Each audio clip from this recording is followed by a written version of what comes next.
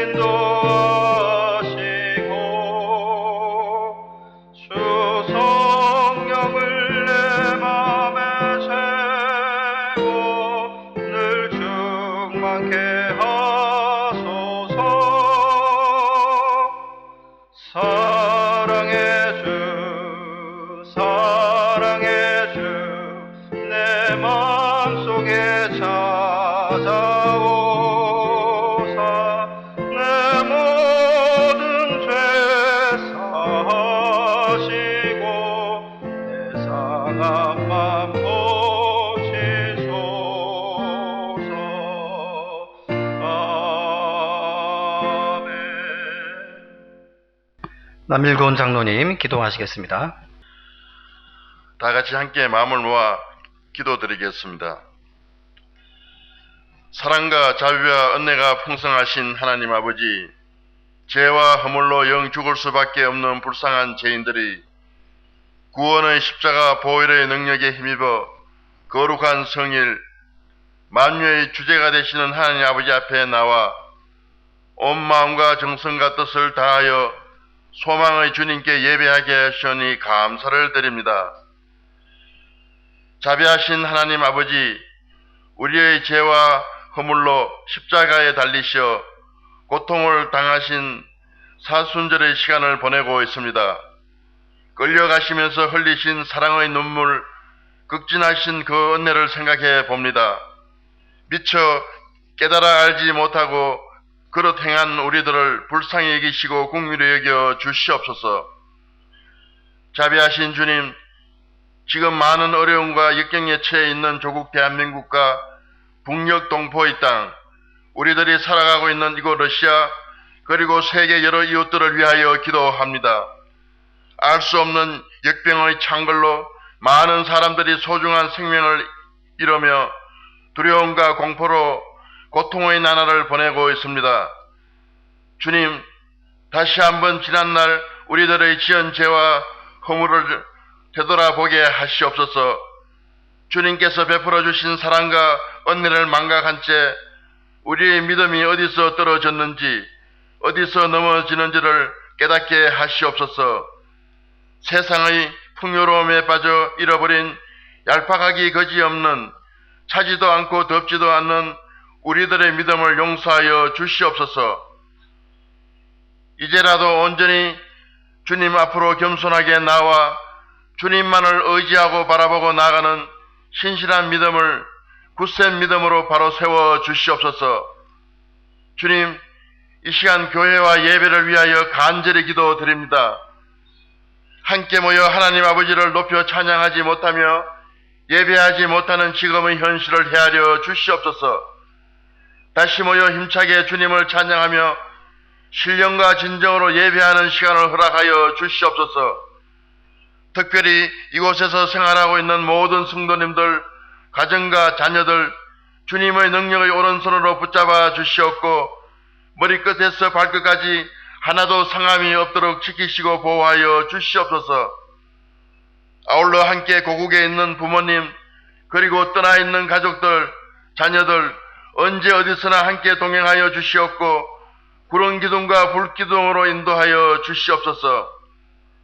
이 시간 말씀을 사자로 기이 세우신 당회장 이현철 목사님, 늘 강건하게 하시옵고 성령의 기름 부으심과 성령의 은혜가 충만하게 하시옵소서.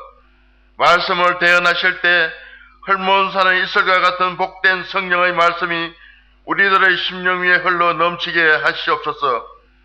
함께 미래의 세대를 양육하시는 이기영 목사님에게도 동일한 은혜로 충만하게 하시옵소서. 예배를 위하여 수종드는 손길에 복을 내려 주시옵고 예배의 시종을 주님께 의탁드리옵고 우리의 피난처가 되시며 피할 바위가 되시는 소망의 주 예수 그리스도 이름으로 간절히 기도드리옵나이다. 아멘.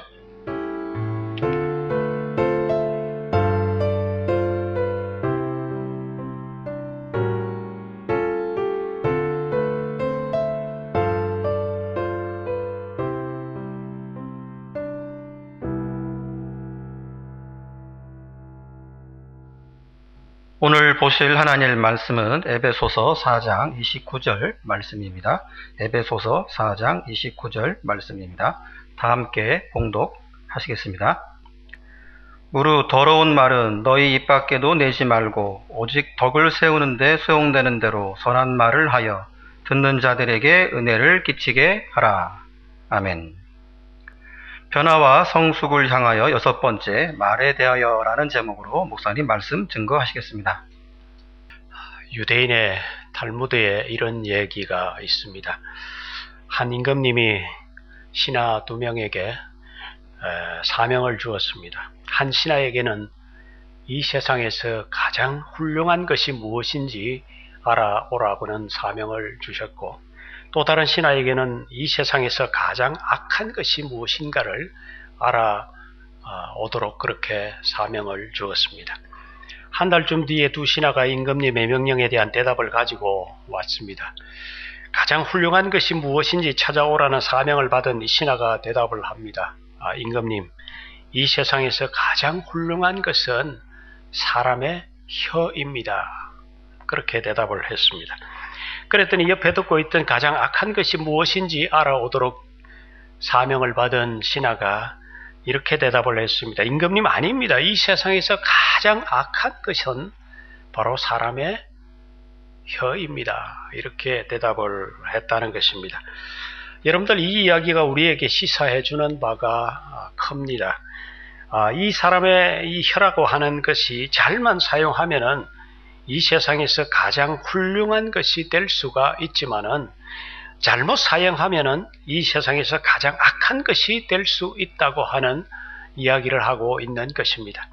그러니까 여러분들, 우리가 삶을 살아가면서 우리 모두가 가지고 있는 이 혀라는 것이 이 세상에서 가장 훌륭한 것이 되어서 사람을 세우고 위로하고 격려하고 사랑하고 사람을 변화시키는 그런 도구로 쓰임 받을 수도 있지만은, 또 한편으로는 이 세상에서 가장 악하게 사용되어져서 사람을 저주하고 미워하고 심지어는 죽이는 데까지도 사용될 수 있는 것이 바로 우리에게 있는 이 혀라고 하는 이 점을 우리가 명심하면서 살아가야 하는 것입니다.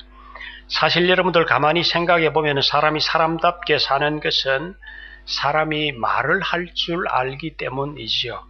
글도 중요합니다. 그러나 이 글이라고 하는 것은 사실 말에서 나왔습니다. 말이 없으면 글이 있을 수가 없지요. 깊은 정글이나 외딴 섬에 살아가고 있는 원시 부족들도 말은 다 있지만은 글이 없는 부족들이 많습니다. 글이라는 것은 바로 이 말을 어떤 형태의 모양이나 기호로 만들어서 서로 이해할 수 있도록 하는 그런 도구입니다. 그러니까 여러분들, 이 말이라고 하는 것이 인간 사회에 없다면 사실 동물과 별 차이가 없는 것이 이 말이라고 하는 것입니다. 그래서 이 말이라고 하는 것이 아름답게 쓰이면 그렇게 우리에게 유용하고 귀중한 천사의 말처럼 쓰일 수도 있지만은, 이 말을 잘못 사용하면은 사람을 찌르고 상처를 주고 사람을 죽이게 만드는 그런 악마의 말이 될 수 있다고 하는 겁니다. 오늘날 사람들이 모이는 곳 어디에서나 이 말 때문에 낙심해서 쓰러져 가는 사람이 벌떡 일어나기도 하고, 또 한편으로는 멀쩡하던 사람이 상처받고 낙심이 되어져서 그 영이 죽는 경우도 있는 것입니다. 여러분들, 이처럼 말이라고 하는 것은 엄청난 위력을 가지고 있는 것입니다. 시골의 어느 한 성당에서 한 어린아이가 주일 미사를 돕고 있었다고 합니다. 그런데 그 아이가 잠시 한눈을 팔고 있는 사이에 제단에 포도주를 엎질러 버렸습니다. 화가 난 신부는 그 아이에게 이렇게 얘기를 했답니다. 그렇게 하려면 다시는 나오지 마라. 이렇게 소리를 질렀답니다. 또 다른 한 성당에서도 한 아이가 주일 미사를 돕는데 비슷한 실수를 저질렀다고 합니다. 그러나 그 성당의 신부는 그 아이를 향해서 사랑스럽게 이렇게 말했답니다. 괜찮아, 누구나 그렇게 실수할 수 있어. 아마 넌 후에 자라서 아마 훌륭한 신부가 될 수가 있을 거야 하면서 용기를 북돋아 주었다고 합니다. 세월이 흘러서 이 아이들이 성인이 되어졌습니다. 성당에서 포도주를 쏟는 실수를 했다고 쫓겨난 이 티토라고 하는 이 아이는 성인이 되어져서 유고슬라비아의 대통령이 되었는데, 그는 아주 강력한 공산주의 전체주의를 실천함으로써 많은 사람들에게 비난의 화살을 맞았던 사람입니다. 반면에 칭찬을 받은 다른 아이는 유명한 대주교 홀톤 쉰이라고 하는 이 대주교가 되었다고 하는 이야기입니다. 무심코 내뱉은 한마디의 말이 한 사람의 운명을 이렇게 갈라놓게 되어진 그런 이야기가 됩니다. 여러분들, 오늘날 우리가 그리스도인으로서 정말 변화되고 성숙되어져 가려면은 우리의 언어 생활이 변화되어지고 우리의 언어가 성숙되어져야 한다는 것입니다. 오늘 우리가 읽은 말씀에서는 우리가 매일매일 사용하는 말에 대한 이 교훈을 하고 있습니다. 특별히 해석을 할 필요도 없이 그냥 읽으면은 이 말이 무슨 말인지 다 이해할 수 있습니다. 우리 다시 한번 더 오늘 읽은 말씀을 한번 읽어보도록 하겠습니다. 무릇 더러운 말은 너희 입 밖에도 내지 말고 오직 덕을 세우는 데 소용되는 대로 선한 말을 하여 듣는 자에게 은혜를 끼치게 하라. 아멘. 오늘 말씀을 가만히 읽어보면은 두 가지 권면을 하고 있습니다. 첫 번째는 부정한 말, 다른 말로 하면은 더러운 말을 입 밖에 내지 말라고 합니다. 두 번째는 선한 말을 하라고 그렇게 하고 있습니다. 우리가 삶을 살아가면서 이 두 가지를 잘 훈련하면은 우리는 성숙한 그리스도인이 될 수 있다고 하는 것을 말하는 것입니다. 첫 번째로 한번 생각을 해 보십시다. 첫 번째, 오늘 이 말씀에 보면은 더러운 말은 입 밖에도 내지 말라고 그렇게 합니다. 이 더러운이라고 하는 이 단어는 사실 문자 그대로 하면은 부패한, 썩은, 지저분한 그런 의미입니다. 그런 의미에서 본다면은 이 더러운 말이라고 하는 것은 사실 아무 쓸모없는 말, 다른 사람들로 하여금 쓸데없는 것을 생각하게 하는 그런 말, 그 외에 참 우리가 흔히 우리의 입에서 말하는 악한 말들, 이런 것들이 아마 전부 다 포함될 것으로 보여집니다. 성경에는 여러 번역된 성경들이 있습니다. 우리나라 성경에도 여러 가지로 번역된 성경들이 있는데요. 그 중에서 공동 번역이라고 하는 것에는 이 더러운 말이라고 하는 이것을 남을 해치는 말이라 이렇게 이제 번역을 해 놓았습니다. 그러니까 남을 해치는 말 같은 이런 말들은 입 밖에도 내지 말라 하는 그런 어떤 의미죠. 현대어 번역 성경에는 악담이라고 그렇게 번역을 했습니다. 이 악담 같은 것은 입 밖에도 내지 말라 하는 얘기죠. 표준 새 번역에서는 나쁜 말이라고 그렇게 이제 번역을 해 놓았습니다. 그러니까 이 나쁜 말, 이것도 역시 마찬가지로 우리의 입에서는 그런 말들은 담아서는 안 되는 것이다 하는 그런 의미로 쓰여지고 있는 것입니다. 그러니까 여기 더러운 말이라고 하는 것은 남을 조롱하는 말이라든지 흉보는 말이라든지 비판하는 말이라든지 욕하는 말이라든지 저주하는 말이라든지 창피를 주는 말이라든지 등등 이런 어떤 남에게 어떤 선한 영향력을 미치지 못하는 그런 어떤 모든 말들, 아마 이런 말들이 다 더러운 말 여기에 아마 포함된다고 할 수 있을 것입니다. 오늘날 이 시대의 세상은 우리로 하여금 자꾸만 적당히 더러운 말을 해야 살아남을 수 있다고 그렇게 유혹하는 그런 시대에 우리가 살고 있습니다. 심지어는 거짓말도 잘하는 것은 경쟁력이라고 하면서 유혹을 합니다. 마키아벨리라고 하는 이탈리아의 정치 철학자가 있습니다. 이 사람은 좀 오래된 사람입니다. 16세기 사람인데요. 그는 인간이 세상을 살아가면서 책략과 거짓은 불가피한 것이라고 그렇게 했습니다. 들키지 않고 거짓말을 잘하는 사람이 세일즈에서 높은 성과를 나타낸다고 하면서 현대사회에서는 적당한 거짓말하는 이것은 어쩌면 경쟁력이다. 이런 표현을 한 적이 있습니다. 이 괴벨레라고 하는 이 사람도 정치인인데요. 그는 독일 나치 이 정권 시절에 선전선동의 달인으로 그렇게 통했습니다. 이 사람이 당시에 선전 장관으로 그렇게 지냈던 사람입니다. 그는 진실만을 말하고 거짓말을 못하면 바보라고 그렇게 말했습니다. 벳셀 공주의 계모가 요술 거울에게 거울아 이 세상에서 누가 제일 예쁘냐 물었을 때 거울이 센서를 좀 발휘해서 적당히 거짓말을 했다면은 아마 그런 비극적인 일들이 발생하지 않았을 것이라는 것이요. 바보처럼 거울이 진실을 말했기 때문에 그 백설공주 이야기에서 비극이 일어났다는 겁니다. 그래서 인간관계에서는 일종의 교환과 거래 과정이기 때문에 사실 상대방의 마음을 읽고 적당히 거짓말을 하는 것은 이 원만한 관계를 이루어 가는데 필요한 것이다 하는 얘기를 했습니다. 거짓말에 능숙하지 않으면 훌륭한 중매쟁이가 될 수 없다라고 하면서 인간관계에 훌륭한 중매쟁이가 될 수 있기 위해서는 거짓말의 기술자가 되어야 된다라는 이런 말까지도 했습니다. 거짓말도 계속하면 사실이 된다는 것이 소위 괴벨스의 선전 이론이라고 하는 것입니다. 그는 나에게 한 문장을 달라 누구든 범죄자로 만들 수 있다라고도 했습니다.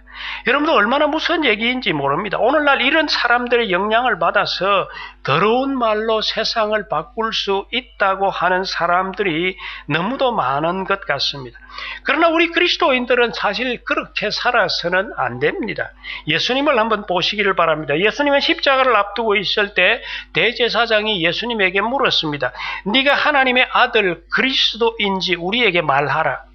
그들은 지금 예수님이 자신이 하나님의 아들이라고 하면은 하나님을 모독한 자라고 하면서 죄를 뒤집어 씌우려고 하고 있습니다. 그때 예수님은 자신이 하나님의 아들이 아니라고 한마디만 하면은 얼마든지 살 수 있었을 것입니다. 그러나 예수님은 뭐라고 합니까? 예수님은 네가 말하였느니라. 그러나 내가 너희에게 이르노니 이후에 인자가 권능의 우편에 앉아 있는 것과 하늘 구름을 타고 오는 것을 너희가 보리라.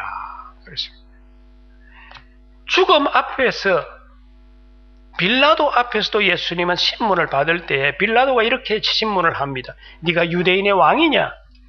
여기에서 예수님은 아니라고 하면은 얼마든지 살아날 수가 있었습니다. 그러나 예수님은 뭐라고 했습니까? 네 말이 옳도다라고 당당하게 진실을 말하셨습니다. 여러분들 우리 그리스도인은 예수님을 따르는 제자들입니다.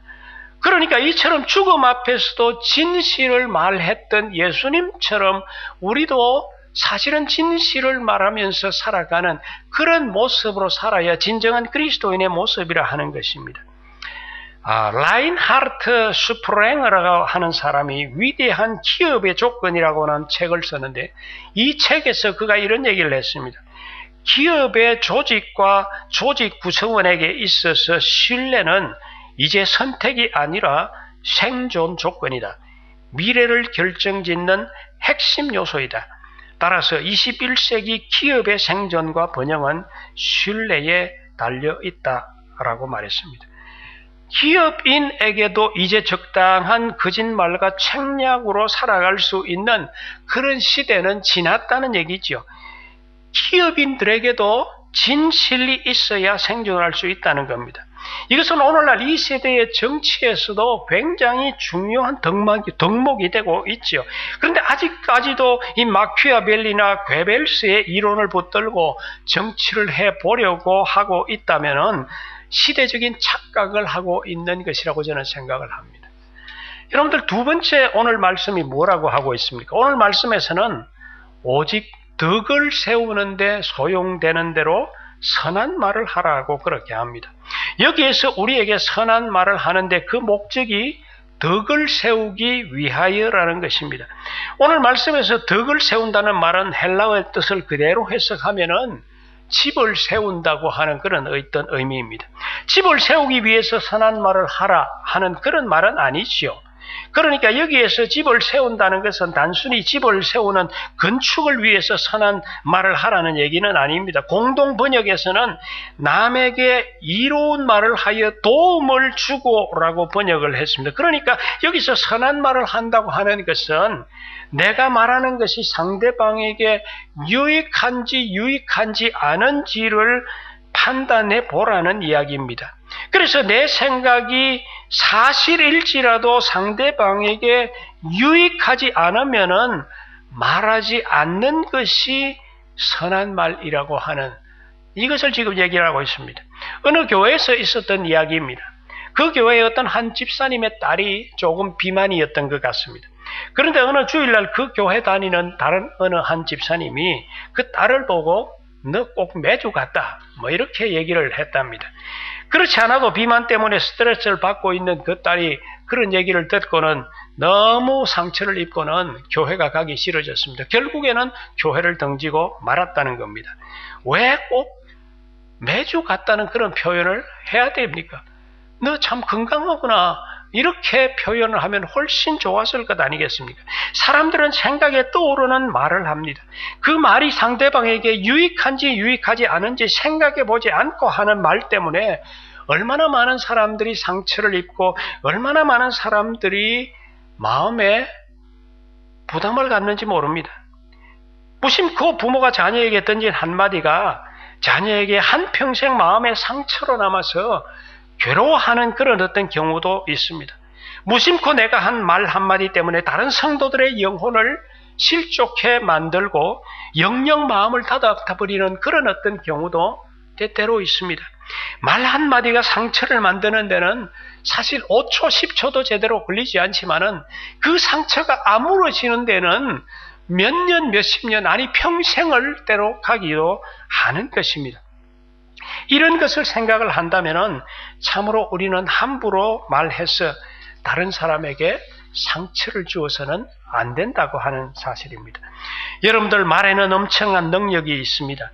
하나님은 말씀으로 온 천지와 만물을 만드셨습니다. 하나님은 말씀으로 참으로 이 빛이 있으라 말씀하셨고 그리고 빛이 만들어지셨습니다. 하나님이 궁창을 만드시고 궁창 아래의 물과 궁창 위의 물로 나뉘라고 말씀하시니 그대로 되었습니다. 하나님이 천지의 물에게 한 곳으로 모이라고 말씀하시니까 묻이 드러났다, 육지가 드러났다고 그렇게 하십니다. 그 다음에는 온갖 풀과 씨 맺는 채소와 열매 맺는 나무를 말씀으로 만드시니 그대로 되었다고 합니다. 공중의 새와 바다의 물고기, 육지의 모든 동물도 모두 하나님의 말씀으로 만드셨습니다. 하나님의 말씀에는 여러분들 능력이 있습니다. 그런데 여러분들 하나님은 사람을 만드실 때에 하나님이 직접 흙을 가지고 만드시고 그 하나님의 생기를 코에 불어 넣으심으로 통해서 하나님의 형상으로 사람을 지었다고 했습니다. 그래서 사람은 하나님의 형상을 닮은 존재이기 때문에 사람의 이 언어에도 하나님의 말씀의 능력이 있는 것처럼 이 사람의 언어에도 사실은 능력이 있습니다. 비록 타락해서 그 능력이 많이 사라졌다고는 하지만은 여전히 하나님의 형상을 닮은 우리들의 말이라고 하는 것은 능력이 있는 것입니다. 그래서 예수님도 마가복음 11장 23절에서 말씀하셨지요. 내가 진실로 너희에게 이르노니 누구든지 이 산들어 들리어 바다에 던져지라 하며 그 말하는 것이 이루어진 줄 믿고 마음에 의심하지 아니하면 그대로 되리라. 믿음의 말의 능력이 얼마나 큰지를 말씀해 주시는 것입니다. 우리들이 한 가정을 이루어 살아가는 부부에게도 여러분들 결혼을 할 수 있기 위해서는 사랑한다는 고백이 있었기에 새로운 가정을 이루고 살아가는 거지요. 사랑한다는 고백 없이 이루어진 가정은 없습니다. 그만큼 우리가 말했던 그 한마디 말 그것이 결국에는 한 가정을 이루게 되어지는 그런 능력으로 나타났다고 하는 것입니다. 말씀을 맺겠습니다. 언젠가 성경 공부할 때 이 말씀을 드린 적이 있는 것 같습니다만은 민수기 13장에서 14장 사이에 보면은 이스라엘 백성이 애굽을 나와서 이제 홍해를 건너서 이제 가나안 접경까지 갔을 때였습니다. 모세가 12명의 정탐꾼을 가나안 땅으로 보내어서 정탐을 하게 했습니다. 40일간 정탐을 마치고 난 뒤에 그들이 보고를 합니다. 10명의 정탐꾼들이 아주 부정적으로 보고를 했습니다. 그 땅은 정말 이 하나님이 우리에게 약속한 대로 젖과 꿀이 흐르는 그런 땅이기는 한데 그 땅 거민들은 너무 강하고 그곳의 성들은 견고하고 그 사람들은 너무 커서 우리들은 그들에 비하면 꼭 메뚜기 같다. 그 땅을 정복한다는 것은 도무지 불가능이다 하는 이런 부정적인 보고를 했습니다. 그때 온 이스라엘 백성들이 그 보고를 듣고 뭐라고 했느냐 하면은 민수기 14장 1절 2절에 이렇게 그들이 합니다. 밤을 새우면서 통곡을 하면서 그들이 뭐라고 하느냐 하면은 이럴 줄 알았으면 우리가 애굽 땅이나 광야에서 죽었으면 좋았을 텐데 이렇게 그들이 통곡을 하면서 난리가 났습니다. 그때 하나님이 뭐라고 하시느냐 하면은 민수기 14장 27절에서 그 원망하는 말을 내가 들었노라. 그러면서 하나님이 무슨 말을 하시느냐 하면은 28절에 가서 보면은 너희 말이 내 귀에 들린 대로 내가 너희에게 행하리니 라고 합니다. 그리고 29절에 가서는 그리고 너희 시체가 이 광야에 엎드러질 것이라 그렇게 하십니다. 백성들이 광야에서 차라리 죽었으면 좋았을 텐데 이렇게 말한 그대로 하나님이 너희 말대로 그렇게 해주겠다고 지금 말씀하고 있는 것을 우리가 여기에서 보게 되어집니다. 그 이후에 여러분들 어떻게 되어졌습니까? 우리가 다 알죠. 그렇게 밤새 통곡하면서 우리가 광야에서 죽었으면 좋았을 것을 이렇게 했던 그 말 그대로 그 사람들은 40년간을 광야를 헤매면서 다 죽었던 사실들을 우리는 기억을 합니다. 여러분들, 저는 이 말씀을 보면서 원망하고 불평하고 저주하고 이 악평하는 이 말이 얼마나 무서운 것인가 하는 것을 보게 되어집니다. 하나님은 내 귀에 들린 대로 행하겠다고 그렇게 합니다. 원망하고 불평하지 마시기를 바랍니다. 특별히 누군가를 향해서 비난하고 얕잡아 보는 그런 말이나 저주하는 그런 말들을 하지 않게 되기를 바랍니다. 여러분들 서로를 위해서 오히려 축복해 줄 수 있게 되기를 바랍니다. 여러분들의 자녀들을 위해서 축복하는 말을 할 수 있게 되기를 바랍니다. 우리가 하는 그 축복의 말이 하나님의 귀에 들린 대로 그대로 행하시는 하나님이심을 믿고 축복할 때에 그들에게 축복이 임하고 그리고 그 축복이 또한 내게도 다가온다고 하는 이 사실을 믿을 수 있게 되기를 바랍니다. 하나님은 내 귀에 들린 대로 행하시는 분이라고 말씀하고 있습니다. 참으로 무서운 하나님의 말씀입니다. 이제 우리는 우리의 생각과 언어를 바꾸어야 합니다. 감사와 믿음이 넘치고 위로와 세워주는 말로 우리의 말을 바꾸어야만 됩니다. 오늘 말씀은 우리에게 뭐라고 합니까? 선한 말을 하라고 그렇게 하고 있습니다. 잠언 16장 24절에서는 선한 말은 꿀송이 같아서 마음에 달고 뼈에 양약이 되느니라 라고 합니다.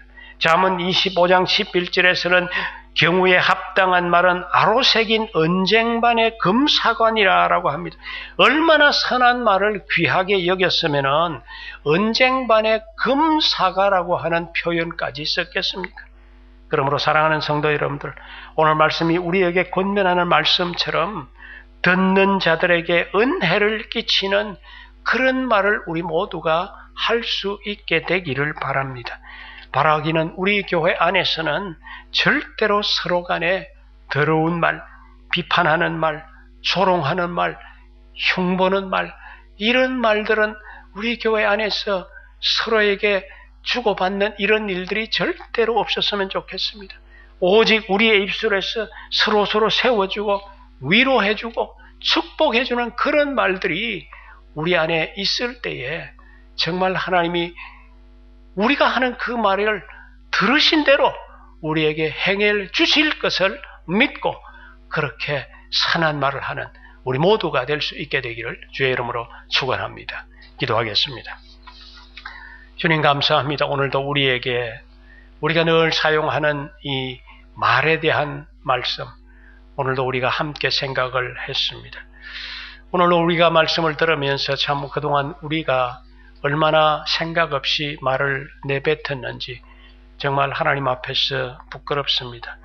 하나님이여, 이제는 오늘 우리가 들었던 이 말씀대로 정말 우리의 입술에서 더러운 말들, 정말 다른 사람을 조롱하고 비난하고 마음 아프게 하는 그런 말들을 삼가고 이제는 덕을 위해서 선한 말을 해가는 그런 모습으로 우리가 살게 해 주시옵소서.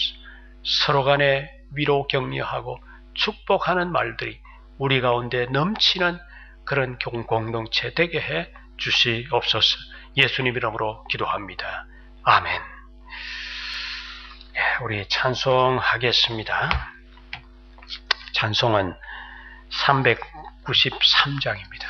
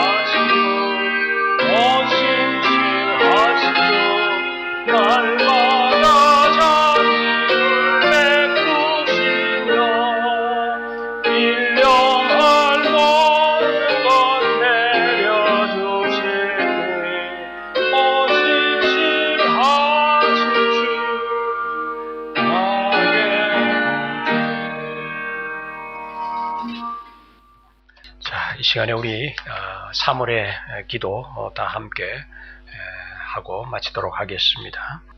30주년을 맞이하는 올해의 표대로 변화와 성숙을 향하여 나아가기 위해 올해 실천 사항 5가지를 잘 지켜 성숙한 신앙인의 모습으로 변화되게 하소서.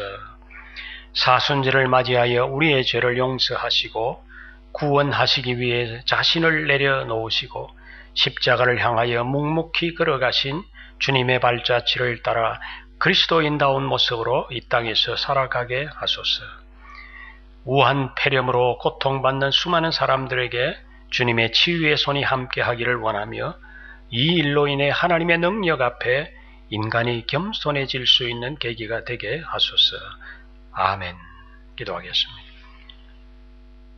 우리를 구원하신 예수 그리스도의 은혜와 하나님의 사랑과 성령의 교통하심이 오늘도 우리가 각자의 처한 처소에서 마음을 모아서 주님 앞에 찬송하며 기도하며 말씀 듣는 이 모든 예배를 함께한 우리 모든 성도들과 그 가정과 그들의 기업과 자녀들 그 후손들 위해 지금부터 영원토록 함께 계실지어다. 아멘.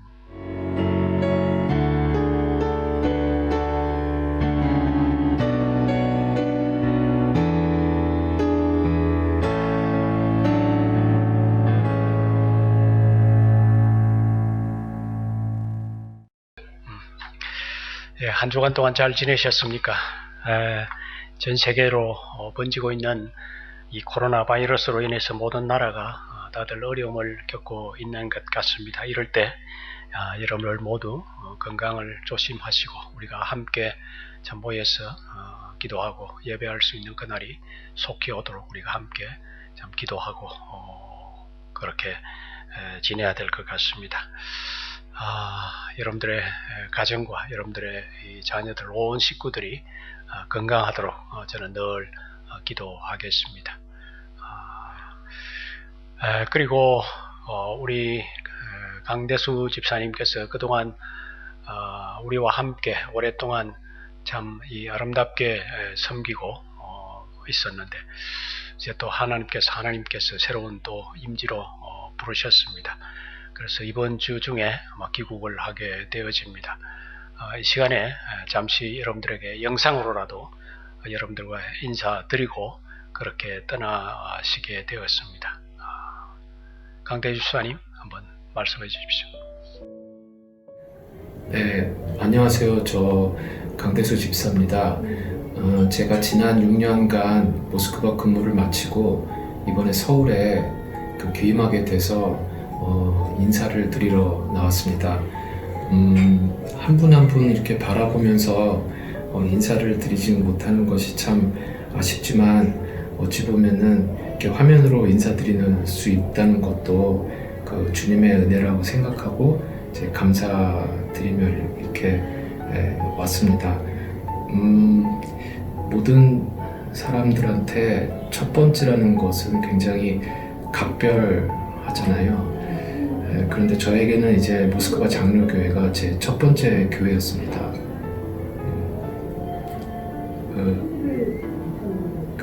그래서 제 기억 속에 항상 각별하고 특별하고 또 애틋함을 갖고 기억될 그런 교회고요. 그리고 또 단지 첫 번째이기 때문이 아니라 제가 교회에 다니면서 받았던 그 큰 은혜가 너무나 커서 제게는 지금 단지 첫 번째이기 때문이 아니라 제가 너무나 많은 은혜를 받았던 교회고 또 부족한 저를 여러 가지 직분으로 세워주시고 또 저를 위해서 기도해 주셨던 많은 형제 자매들 그리고 믿음의 선배님들 때문에 제 마음속에 항상 모스크바 장로교회는 제 교회고 그 성도님들을 한 사람 한 사람 다 생각이 많이 날 것 같습니다. 무엇보다도 함께 우리 찬양하고 그 많은 시간 동안 함께 찬양하고 즐거워했던 우리 할렐루야 찬양대원들, 그리고 또 귀한 말씀 서로 나누며 또 시간을 같이 했던 대학부 청년 여러분들, 그리고 복도 뛰어다니면서 우리 찬양대 연습실에 왔다 갔다 했던 우리 예쁜 아이들, 그리고 또 믿음의 선배 되셨던 장로님들, 권사님들, 그리고 집사님들 많이 생각날 것 같습니다. 코로나 바이러스 때문에 저희가 이 역병의 창궐로 인해서 이렇게 한 자리에 예배 드리지 못하고, 물론 이제 저희가 유튜브로 예배를 드리며 하나님께 한 마음을 모아 드리기는 하지만, 한 자리에 함께 예배할 수 있는 그 시간들을 저희가 갖지 못하는 이 와중에 또 하나님께서 우리를 향한 뜻이 있다는 것을 저희가 믿습니다. 그리고 함께 할 수 있는 예배의 자리가 다시 회복될 때까지 모두가 다 하나님 사모하는 마음을 더욱 강하게 갖고, 또 말씀 사모하고 서로를 위해서 중보 기도해주는 그런 마음을 갖게 해주시는 하나님을 또 찬양합니다. 제가 짧은 믿음 생활이었지만 저는 그렇게 배웠습니다. 교회의 힘은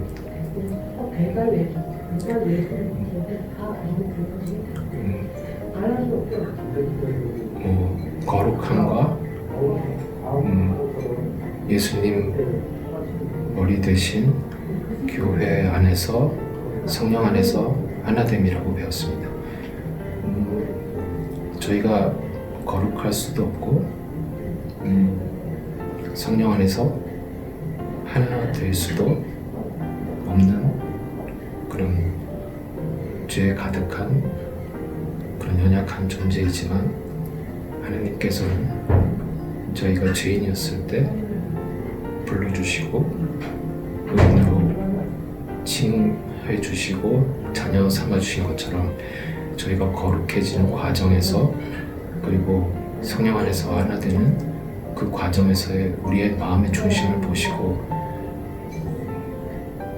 저희가 죄를 이겨낼 수 있는 힘을 주시고, 또 거룩해질 수 있는 힘을 주시고, 또 성령 안에서 하나 될 수 있도록 도와주실 것으로 믿습니다. 그 또한 하나님의 은혜라고 생각합니다. 저희 모두 목사님, 장로님, 모든 직분자들 위해서 서로 기도하고 서로 덮어주고 서로 기도해주는 그런 아름다운 영적 공동체가 되기를 여러분께 부탁을 드리고요. 제가 어디든 무엇을 하든지 쉬지 않고, 그리고 항상 모스크바 장로교회와 그리고 제 사랑하는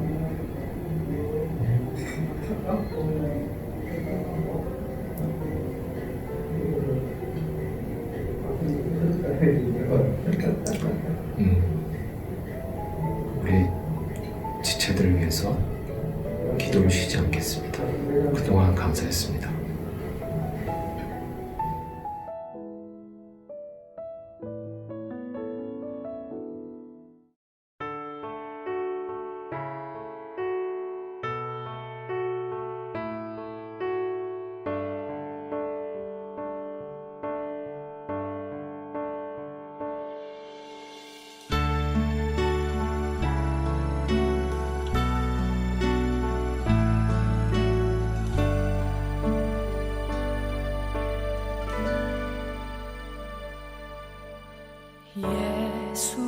예수는 내 힘이요 나의 기쁨 내 참 소망 그 이름의 생명이